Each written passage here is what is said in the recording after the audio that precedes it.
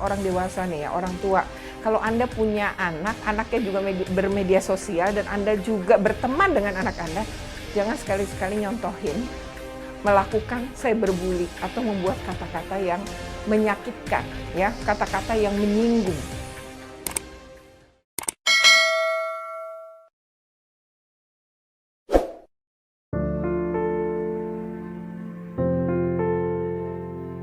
Assalamualaikum warahmatullahi wabarakatuh. Ketemu lagi dalam video tips. Kali ini kita akan membahas tips tentang bagaimana kita mengenali cyberbully dan bagaimana kita mengatasi ketika kita menjadi korban cyberbully. Kalau bisa kita harus menghindari ya untuk tidak menjadi korban ataupun pelaku dari cyberbully. Karena jari kita itu bisa saja menyakiti orang lain, membuat orang lain kemudian juga stres, lama-lama depresi kalau sering sekali mendapatkan cyberbully, dan akhirnya bisa saja korban menyakiti dirinya sendiri. Berarti jarimu bisa saja membunuh orang lain. Oke, kita akan membahas tentang ini, tapi sebelumnya di like, share, komen, dan subscribe. Untuk yang sudah subscribe, ucapkan terima kasih. Bagi yang belum, segera bunyikan loncengnya. Nah, apa sebenarnya yang disebut dengan cyberbully? Itu kan berarti terdiri dari dua kata ya. Yang pertama adalah cyber, yang kedua adalah bully. Bully itu pengertiannya adalah sebuah tindakan perisakan atau mungkin kekerasan gitu ya orang menyebutnya. Ya, perisakan ini adalah sesuatu yang sebenarnya merendahkan orang lain, menyakiti orang lain, ya pokoknya membuat seseorang itu tidak nyaman. Nah, itu bully di dunia nyata bisa saja kan langsung, tapi kalau cyberbully itu adalah bully tapi di dunia maya.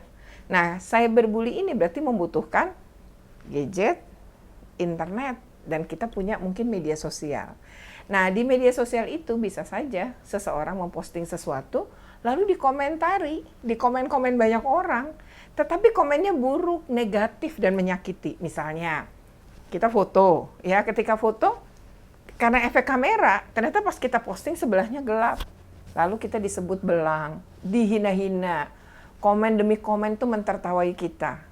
Lama-lama kita kan merasa tidak nyaman dengan itu. Nah, itu bisa saja kita menyebutnya sebagai cyberbully. Itu salah satu contoh. Nah, kalau kemudian menjadi orang yang terkenal, apakah terbebas dari cyberbully? Enggak. Orang-orang yang terkenal itu kan pasti punya media sosial. Dan coba lihat banyak artis ya atau public figure lain. Itu kan sering kali mereka diserang oleh haters. Mereka sering sekali dikomentari negatif. Nah, itu orang dewasa saja tersakiti kan artis-artis itu. Kita contohkan adalah artis Korea. Artis Korea ini seorang perempuan cantik, terkenal, kaya, tapi dia nggak tahan menghadapi cyberbully yang dialaminya dari haters-hatersnya. Lama itu terpendam, lama dia tidak bisa keluar dari situasi itu, mungkin kesibukan kerja, ditambah tiap hari buka media sosial dia dibully. Akhirnya di usia 25 tahun dia memutuskan bunuh diri. Tentu mengejutkan banyak orang. Semua orang kaget, kok bisa dia bunuh diri? Karena dibully di dunia maya atau mengalami cyberbully. Apakah itu juga terjadi di Indonesia? Ada beberapa kasus. Kita contohkan misalnya, itu kasus di Kepulauan Riau ya. Dia, anak ini ada dibully. Sebenarnya bulinya dari dunia nyata. Tapi kemudian berpindah juga ke dunia maya. Jadi dia dibully baik di dunia nyata pun di dunia maya.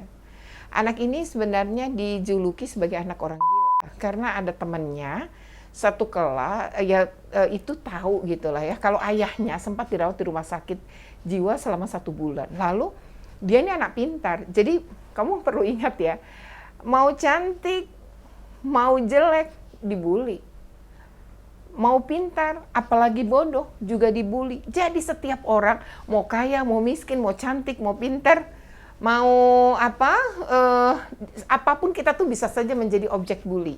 Oleh karena itu, kita harus menghindari. Kalau bisa nggak usah ikut-ikutan deh kalau ada temanmu yang membuli temanmu yang lainnya. Ya, jadi tipsnya adalah pertama, kalau punya media sosial, gunakan secara bijak. Jangan untuk menyakiti orang lain, jangan untuk menghina orang lain. ingat ya, ketika kita mengetikkan kata-kata sambil ketawa-ketawa, tapi kita mengikuti celaan-celaan yang dibuat orang, padahal kita sudah menyakiti orang lain, terus kalau orang lain itu tiba-tiba bunuh diri, apakah kita kira-kira merasa nggak ikut bersalah? Ya, anak remaja yang di Indonesia itu usianya 16 tahun. Dia mengalami cyberbully, ya bisa saja dia tidak bisa keluar dari perasaan itu, sudah minta pertolongan, tapi mungkin tidak ada yang menolong, ya bisa terjadi gitu ya. Jadi kita harus hindari. Pertama, gunakan media sosial itu secara bijak. Kedua, jangan contoh, ya, karena ini ada hasil ini ya, yang lagi viral ya, katanya netizen Indonesia tuh nggak sopan gitu ya. Nah iya, karena sering ada caci maki di dunia maya. Nah yang kedua, hindari ini, jangan ikut-ikutan. Yang ketiga, kalau kamu dibully, blok aja. Daripada kamu layani dengan kata-kata, percuma, nanti malah nambah tuh. Jadi sebaiknya blok aja. Yang berikutnya, yang keempat ya, kalau kita itu di dunia maya, kita ini masih usia anak ya. Usia anak tuh kan 0 sampai 15 tahun. Orang yang udah usianya dewasa aja, di atas 18 tahun aja, nggak kuat kok menjadi korban cyberbully, apalagi anak-anak. Jadi penting sebenarnya bagaimana kita belajar beretiket ya, atau punya etika dalam bermedia sosial. Kedua, ini para orang dewasa nih ya, orang tua.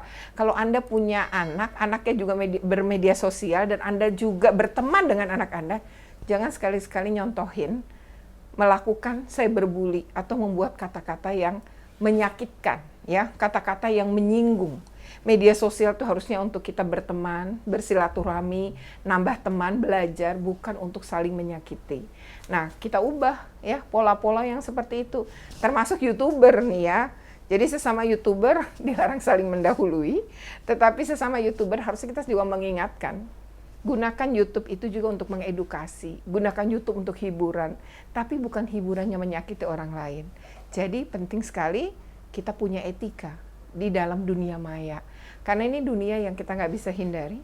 Digital ini rasanya sesuatu yang mau tidak mau, suka tidak suka, memang harus masuk dalam keseharian kita. Oke, kira-kira seperti itu. Sekali lagi, jangan sampai jari kita menyakiti orang lain, ya, memaki-maki orang, menyakiti orang lain, membuat orang lain stres, setiap hari dibully, akhirnya dia depresi. Orang yang depresi itu bisa menyakiti dirinya sendiri, yaitu bunuh diri, atau dia menyakiti orang lain. Menyakiti orang lain berarti bisa saja membunuh hewan atau hal lain, ya. Oleh karena itu, mari kita hindari cyberbully. Bijaklah untuk bermedia sosial, dan ingat, cyberbully pun bisa terkena undang-undang ITE. Jadi hati-hati, ya. Oleh karena itu, sekali lagi saya ingatkan, jarimu bisa saja membunuh orang lain. Ketika jari itu kamu gunakan untuk memaki, menghina, atau merendahkan orang lain di dunia maya. Demikian video tips kali ini. Semoga bermanfaat. Kita bisa lebih bijak menggunakan media sosial kita. Sampai ketemu lagi dalam video-video berikutnya yang sudah pasti bermanfaat. Jangan lupa untuk like, ya, share ke banyak orang, sebanyak-banyak yang kamu kenal. Kemudian jangan lupa juga di komen dan di subscribe. Untuk yang sudah subscribe, terima kasih. Bagi yang belum, segera bunyikan loncengnya. Sampai ketemu lagi.